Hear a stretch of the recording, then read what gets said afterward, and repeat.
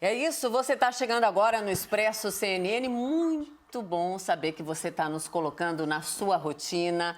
Nós estamos nascendo, né? A CNN nasceu ontem, o Expresso CNN nasceu hoje às 6h30 da tarde. Todos os dias, das 6h30 da tarde às 9h30 da noite, você vai ter informação relevante, importante, que faz diferença aí no seu finalzinho de dia. Bom, claro, estamos falando sobre a pandemia do coronavírus, com repercussão no mundo inteiro, e não seria diferente na maior cidade do nosso país. Primeiramente, quero dar boa noite às damas primeiro, governador. Sim, sempre. Daniela Lima, boa noite. Estamos aqui nessa composição de luxo. Muito bem-vindo, governador de São Paulo, João Dória. É um prazer recebê-lo. Obrigado, Mona Lisa. Boa noite, Daniela. Boa noite aos que nos acompanham aqui na CNN. Quem desejo muito sucesso a todos vocês. Importante para o jornalismo brasileiro, importante para a democracia do país. Mais um canal de notícias. Muito obrigada, governador. Governador, temos tantos assuntos para falar, mas sem dúvida a questão da pandemia.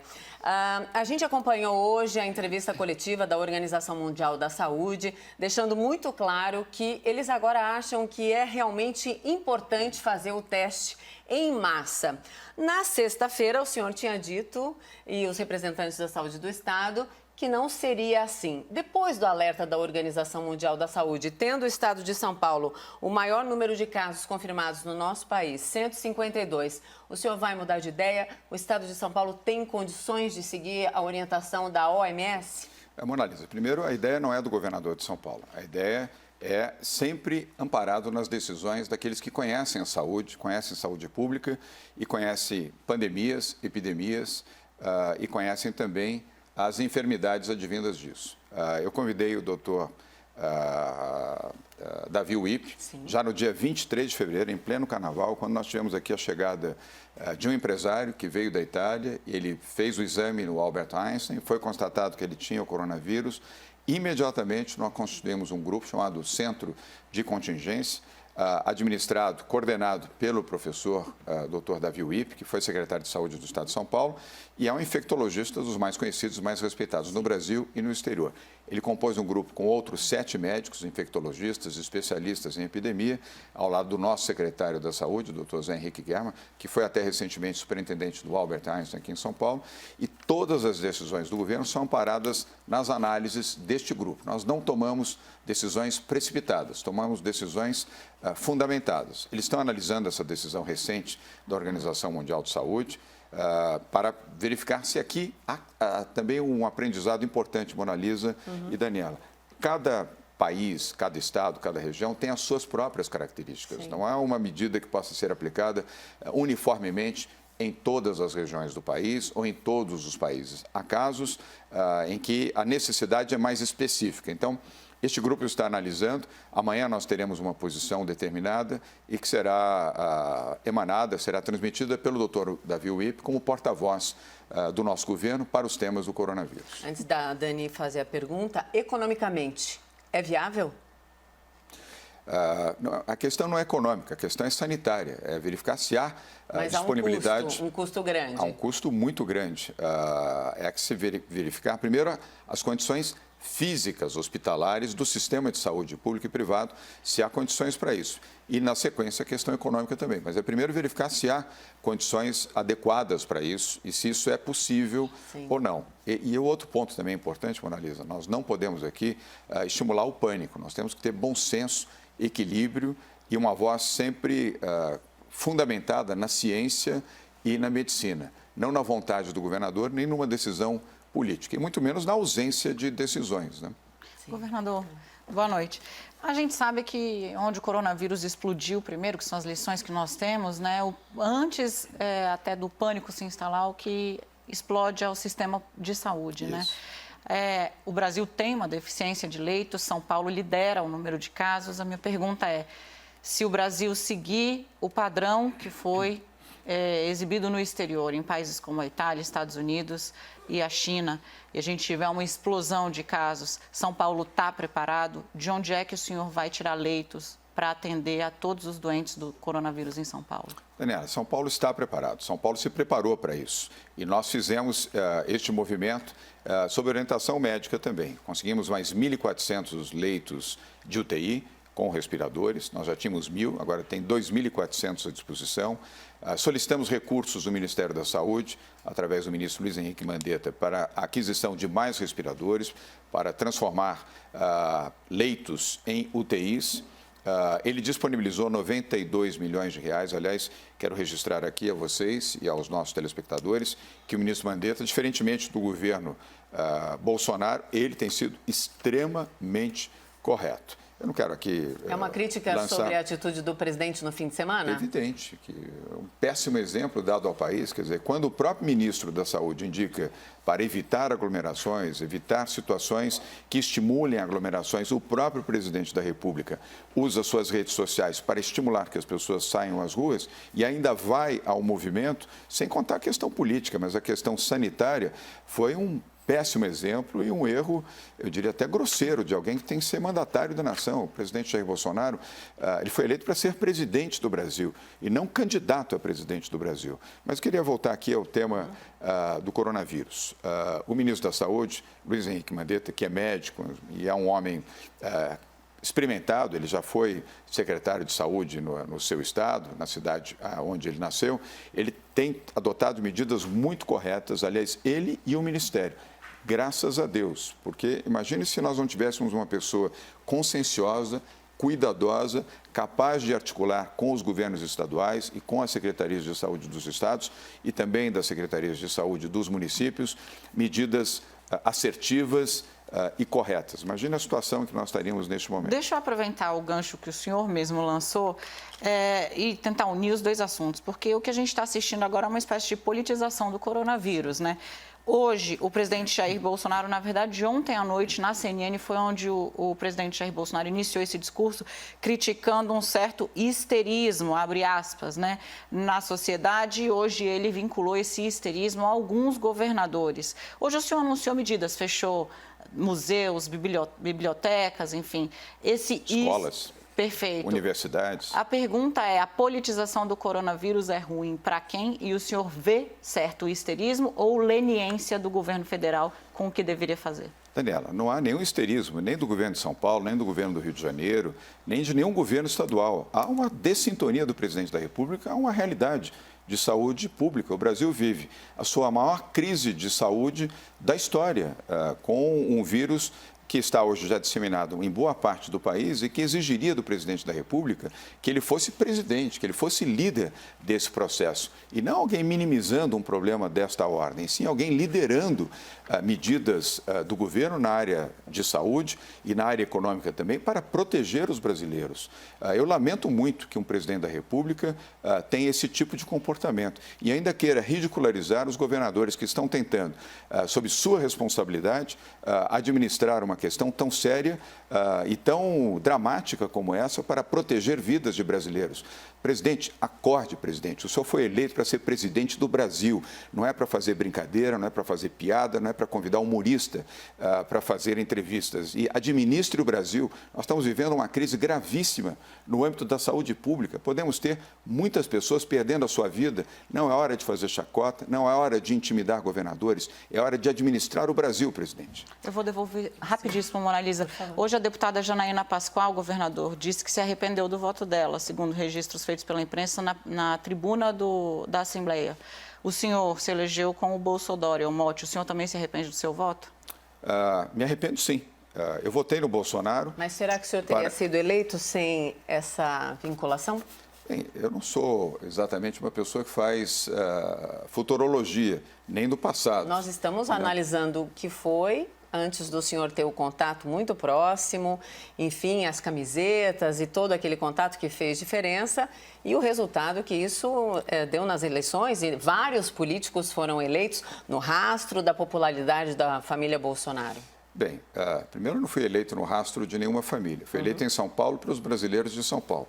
Ganhei 2 eleições em 3 anos e venci as esquerdas e venci também várias incompreensões dentro do meu próprio partido.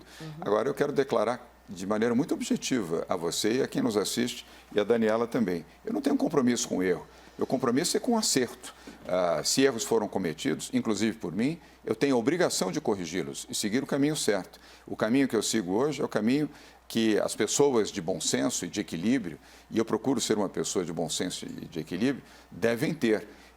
Eu não vou seguir endossando posições de um presidente da República que atenta contra a democracia, que afronta o judiciário, que afronta o poder legislativo, que desrespeita a imprensa, que desmerece os jornalistas, que afronta a liberdade de imprensa, que não administra o que deveria administrar. Eu não tenho nenhum compromisso com esse tipo de comportamento. Ao contrário, usando o cargo para o qual eu fui eleito, eu condeno e lamento que um presidente da República do Brasil tenha esse tipo de comportamento, dando maus exemplos aos brasileiros e maus exemplos à sua própria equipe de governo.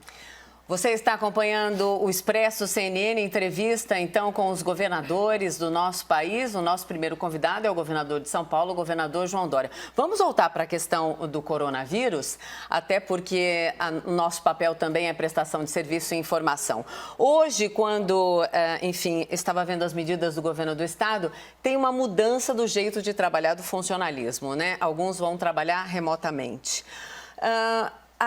O senhor acha que realmente dá para ter eficiência nesse trabalho remoto quando se fala de funcionalismo público num momento em que as deliberações afetam tanto a vida das pessoas que já não podem sair para fazer muita coisa, governador? Mona Lisa, até agradeço pela pergunta. A minha obrigação como governador do estado de São Paulo é defender vidas, não é defender funcionário público. Eu tenho a obrigação de defender vidas. Nós temos 46 milhões de brasileiros aqui em São Paulo e a minha obrigação é defender vidas. E o funcionário público, eu me referi especificamente aos que têm mais de 60 anos, para proteger as suas vidas.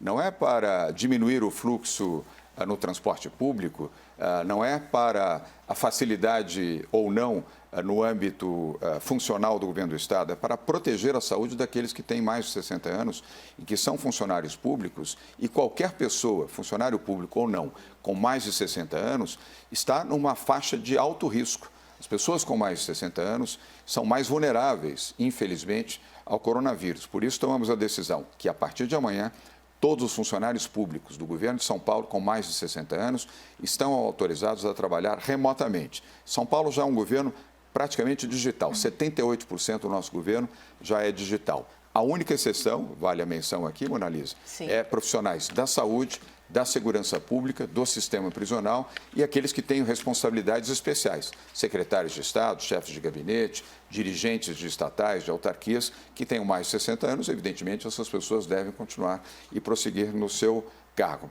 Tanto a medida que nós adotamos foi para proteger vidas e todas as medidas que viemos a adotar, e muitas delas serão anunciadas diariamente, representam o objetivo maior, salvar vidas. Governador, o transporte público, né, é um dos principais desafios aí no combate ao coronavírus, porque as pessoas precisam, especialmente para as pessoas mais pobres, né, que não podem abrir mão do deslocamento ou mesmo do trabalho, né, para poder se sustentar suas famílias. Existe algum estudo, algum plano de contingência para o momento, se houver, né? Nós trabalhamos com estatísticas, o senhor tem acompanhado diariamente os dados, a previsão é de que aconteça. Então, para este momento mais agudo de coronavírus, tem um plano de contingência? Não há necessidade ainda de se anunciar isto. Nós temos, evidentemente, várias contingências previstas e cenários distintos que estão sendo administrados por esse grupo. Aliás, nós temos dois grupos, um administrativo, que é comandado pelo nosso secretário de governo e vice-governador Rodrigo Garcia, e outro que é comandado pelo Dr. Davi Uip e também pelo nosso secretário da Saúde, José Henrique Guerma. O transporte público, já a partir de amanhã, terça-feira, terá uma redução sensível no seu movimento. Aliás, hoje já teve. Se vocês observaram movimentos na CPTM, no metrô e também no transporte de pneus em ônibus, houve uma redução sensível. Aliás, no trânsito, aqui mesmo, na frente da CNN, o movimento da Avenida Paulista, uma avenida movimentada, foi muito inferior às outras datas nessa mesma faixa horária a partir das 17 horas. Portanto, já haverá uma redução sensível, porque nós suspendemos as aulas no sistema público de ensino de hoje até segunda-feira da próxima semana, uma semana para que isso seja bem administrado na rede pública de ensino. Recomendamos que as escolas privadas também encerrassem as suas aulas, antecipando férias, as universidades públicas, sugerimos que as universidades privadas também fizessem o mesmo, e várias outras medidas que já vão proporcionar uma redução sensível no movimento no transporte público. E vamos analisar como isso vai se comportar. O que nós nunca faremos aqui, Daniela, é medidas precipitadas, as medidas são fundamentadas. Então, governador, se as medidas são fundamentadas, a maior referência para essa fundamentação não seriam as orientações da Organização Mundial da Saúde? Não, neste caso, elas são referências sempre, mas quem decide e quem determina são os profissionais de saúde que estão aqui em São Paulo e que vivem a realidade de São Paulo. Eu tenho muito respeito pela Organização Mundial de Saúde e pela sua sede na Europa, acho que é Geneve, se eu não estou enganado, mas aqui a situação é uma situação administrada por brasileiros que estão aqui, por especialistas, infectologistas, epidemiologistas, médicos, pessoas que estão capacitadas a orientar correta e objetivamente quais são as nossas necessidades. Volto a repetir, todos os fundamentos das medidas do governo do Estado de São Paulo estão sendo amparadas do ponto de vista científico, daqueles que têm uma visão correta e na análise correta do dia a dia. E temos feito praticamente, Daniela, coletivas de imprensa diariamente para informar e informar de maneira sensata, equilibrada, sem gerar pânico à população. E, se me permite, queria fazer aqui um agradecimento à CNN e aos outros veículos de comunicação, sobretudo os de mídia eletrônica, rádios, televisões e aqueles veículos de assinatura que têm processado a informação de forma muito correta. Poderiam estar em outro caminho, mas estão fazendo a informação correta, serena e equilibrada. Nós temos dois riscos com o coronavírus: o vírus, a doença, e a má informação, ou a fake news ou a wrong news, ou a notícia falsa ou a notícia errada. Os meios de comunicação do Brasil, e todos eles, a maior parte sediados aqui, estão fazendo um trabalho competente e sério de informar corretamente a população. Governador, queria fazer uma última pergunta. Posso, Dani? Claro, Mona. Esse tom que o senhor acabou de expressar aqui em relação ao governo federal, especificamente em relação ao presidente Jair Bolsonaro, no momento em que os estados têm situações atípicas, como a pandemia, esse tom e toda essa circunstância podem atrapalhar em eventuais medidas emergenciais para combater a pandemia do coronavírus aqui no estado de São Paulo? Mona Lisa, você deveria perguntar isso ao presidente Jair Bolsonaro. O tom é dele, não é nosso. O meu dever é defender São Paulo, os brasileiros de São Paulo. O governador Witzel, no Rio de Janeiro, defender a população do Rio de Janeiro. Da Bahia, defender a Bahia, assim sucessivamente. Esse é o Pacto Federativo, é a nossa responsabilidade. O presidente tem que cumprir o seu papel. Pergunte a ele, Mona Lisa, se ele está cumprindo bem o seu papel. Se o que ele fez ontem nas ruas, se o que ele fez ontem em Brasília foi o procedimento correto. Se a falta de estruturação do governo diante de uma pandemia desta ordem está sendo correta. Se a falta de orientação aos seus ministros está sendo correta. Se o distanciamento dos governadores, que afinal administram o dia a dia dos seus estados e dos seus municípios, está sendo correto. Se a linguagem que ele utiliza para falar com governadores, como fez com o governador do Ceará, o governador Camilo, como fez com o governador da Bahia, Rui Costa, como fez com o governador do Rio de Janeiro, Witzel, como faz comigo. Pergunte a ele se essa é a forma correta de tratar aqueles que representam, tanto quanto ele, os eleitores nos seus estados. Essa pergunta você deve dirigir a ele, Jair Bolsonaro. Faremos oportunamente. Sobre a população carcerária de São Paulo, que é tão grande, né? Se eu não me engano, é a maior população carcerária do país, como é que a pandemia atinge essa população que frequentemente já sofre com uma série de doenças e que tem uma situação muito precária em vários presídios paulistas? Importante a sua pergunta. Nós temos a maior população carcerária do país, são mais de 230 mil pessoas nos presídios em São Paulo. E temos também na Fundação Casa, onde são menores de 18 anos, que também é uma população, evidentemente, não é na mesma dimensão, mas estamos tendo cuidados especiais de saúde, aliás, priorizado, inclusive, para que eles sejam bem atendidos e bem protegidos. E analisado também o tema das visitas. Por enquanto, as visitas não estão proibidas, mas nós estamos analisando porque não desejamos que, evidentemente, aqueles que estão encarcerados possam amanhã serem vítimas dessa pandemia.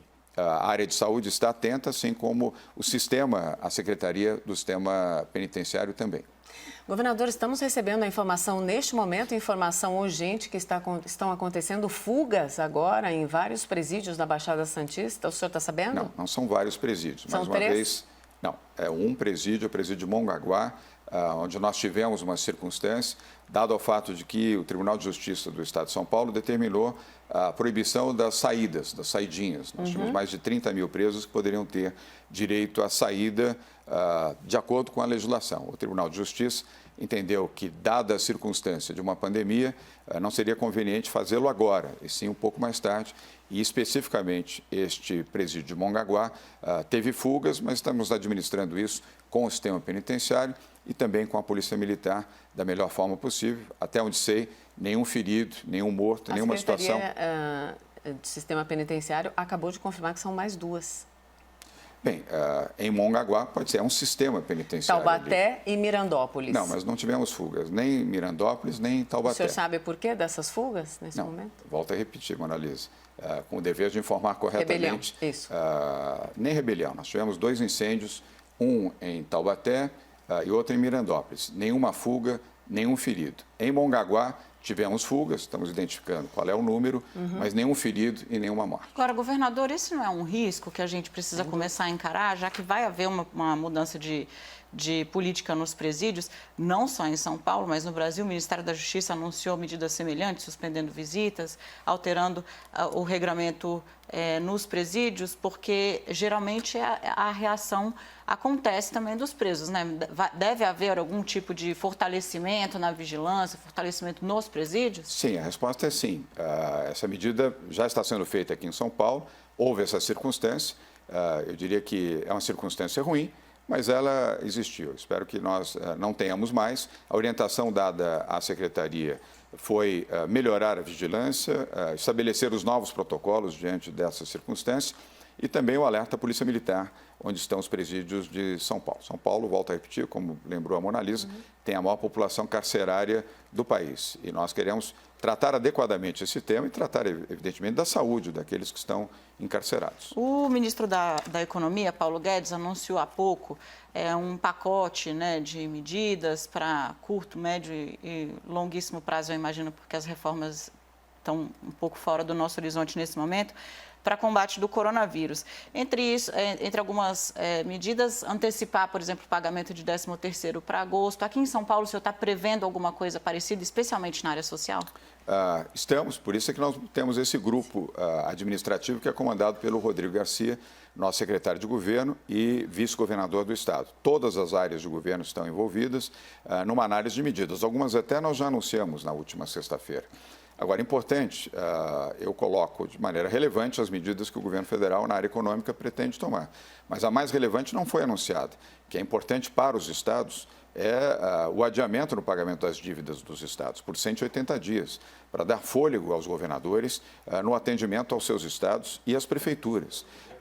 O governo se faz presente, Mona Lisa e Daniela, onde as pessoas vivem. As pessoas não vivem na nuvem de Brasília, evidente, aos que vivem no Distrito Federal. Então, é importante que o ministro Paulo Guedes possa levar em consideração a solicitação do Fórum de Governadores para adiar por 180 dias o pagamento das dívidas dos estados. E olha que eu falo aqui de um estado que paga suas dívidas em dia. São Paulo é o estado que tem o melhor equilíbrio fiscal no país. Mas eu tenho que defender também o conjunto de valores. Se o Rio de Janeiro tem problemas, se Minas Gerais, Rio Grande do Sul, outros estados brasileiros têm problemas, obviamente que no efeito em cadeia isso chegará a São Paulo também. E além do que, a minha visão é a visão brasileira. Eu torço pelo bem do Brasil, não pelo mal do meu país. Então, eu espero que o ministro Paulo Guedes possa levar em consideração também essa solicitação. Não estou desmerecendo as medidas que ele anunciou hoje, mas é preciso ampliar para proteger os estados, para que os governadores, os 27 governadores, possam realizar e ajudá-lo também a minimizar os efeitos da crise do coronavírus. Governador, muito obrigada pela presença aqui, estreando então nosso ciclo de entrevistas com os governadores. Obrigado, Mona Lisa. Obrigado, Daniela. Obrigado a vocês que estão nos assistindo também. O papo rendeu, né? Rendeu, sem dúvida. Obrigada, Dani. Eu que agradeço, Amanhã Mona. nos encontramos mais. Até.